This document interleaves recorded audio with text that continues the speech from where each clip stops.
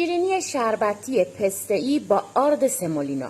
این خوشمزه جذاب بهترین گزینه برای عید و ماه رمضانتون میتونه باشه که نگم چقدر خوشمزه و چقدر آسون. تخم مرغ، روغن مایع و ماست. همه مواد همدمای محیط باشن. وانیلم اضافه میکنیم. مواد رو خوب هم میزنیم تا کاملا یه دست بشه. وقتی مواد یه دست شد، آرد سمولینا داریم. هیچ آردی رو جایگزین آرد سمولینا نمیتونیم بکنیم. مواد رو خوب با دست مخلوط میکنیم. آرد رو کم کم به مواد اضافه کنید تا خمیرتون سفت نشه. خمیر باید به این حد باشه. خمیر کاملا روغنیه. نگران نباشین که خمیرتون به روغن نشسته.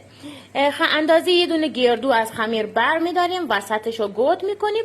یک قاشق مربا خوری پسته نیم کوب شده وسط خمیر میذاریم.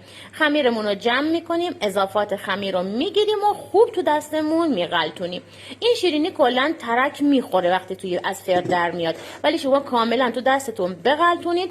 بعد توی آرد سمولینا میزنیم و میذاریم توی سینی فر که کاغذ روغنی انداختیم. میره توی فر 180 درجه به مدت 35 تا 40 دقیقه.